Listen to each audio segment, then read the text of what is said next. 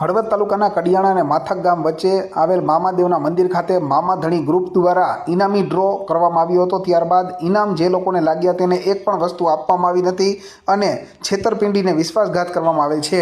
મળતી વિગત પ્રમાણે છેલ્લા 1-1.5 મહિનાથી હળવદ પંથકમાં અને સમગ્ર ગુજરાત અને ગુજરાત બહાર મામાધણી ગ્રુપ દ્વારા ઇનામી ડ્રોની ટિકિટોનું વેચાણ કરવામાં આવતું હતું અને 299 રૂપિયાની ટિકિટ એક એ રીતે ટિકિટનું વેચાણ થતું હતું। કુલ મળીને સ્કોર્પિયો, આઈફોન, બુલેટ સહિત કુલ મળીને 606 જેટલા ઇનામો આપવાની વાત હતી અને લગભગ 40,000 જેટલી ટિકિટોનું વેચાણ આ ગ્રુપ દ્વારા કરવામાં આવ્યું હતું। જો કે 15 તારીખે ઇનામી ડ્રો રાતે કરવામાં આવ્યો હતો અને ત્યારબાદ બીજા દિવસથી મુખ્ય આયોજક વિશુભાઈ રાઠોડ સહિતના તમામના મોબાઈલ ફોન સ્વિચ ઓફ આવે છે અને તે લોકો ગુમ થઈ ગયા છે અને જે લોકોને ઇનામ લાગ્યા હતા તેને એક પણ રૂપિયાની વસ્તુ આપવામાં આવી નથી, જેથી કરીને તે લોકો સાથે વિશ્વાસઘાત અને છેતરપિંડી કરવામાં આવી હોય તેવો ઘાટ સર્જાયો છે। ત્યારે આગામી સમયમાં આ મામલો પોલીસ મથકે પહોંચે અને ફરિયાદ નોંધાય તેવી શક્યતાઓ છે।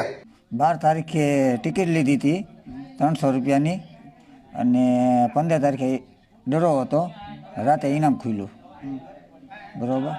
એને અમને એમ કીધું કે સવારમાં પીડીએફ કાઢું છું, સાંજે તમને ઇનામ આપીશ। અમે સાંજે 5 વાગે ફોન કર્યો તો ભાઈએ મોબાઈલ કરી દીધા સ્વિચ ઓફ।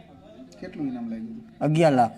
હળવદ તાલુકાના કડિયાણા અને માથક ગામની વચ્ચે જે મામાદેવનું મંદિર આવેલું છે તે મામાદેવના મંદિરને ડેવલપ કરવાના નામે ઇનામી ડ્રો કરવામાં આવ્યો હતો અને આ ઇનામી ડ્રો માટે જે ટિકિટો વેચાઈ તે અંદાજે 40,000 જેટલી ટિકિટો વેચાઈ છે તેવું જે લોકો ભોગ બનેલા છે તે જણાવે છે અને આ એક ટિકિટની કિંમત 299 રૂપિયા હતી, જેથી કરીને આયોજકો દ્વારા લોકો પાસેથી કુલ મળીને 1 કરોડથી વધુની રકમ એકત્રિત કરવામાં આવી છે અને 11 લાખથી લઈને આઈફોન સુધીના કુલ મળીને 606 જેટલા ઇનામો રાખવામાં આવ્યા હતા અને તેનો ઇનામી ડ્રો થઈ ગયો છે, પરંતુ એક પણ વ્યક્તિને ઇનામની વસ્તુ આપવામાં આવી નથી અને આયોજકો હાલમાં ફરાર થઈ ગયા છે અને તે લોકોના મોબાઈલ ફોન પણ બંધ આવે છે। ત્યારે હવે જે લોકો ભોગ બનેલા છે તેમના દ્વારા પોલીસમાં અરજી આપવામાં આવે અને ફરિયાદો થાય તો નવાઈ નથી, કારણ કે ધર્મના નામે હાલમાં તેઓની સાથે છેતરપિંડી કરવામાં આવી છે, જેથી કરીને લોકોની લાગણી દુભાઈ છે।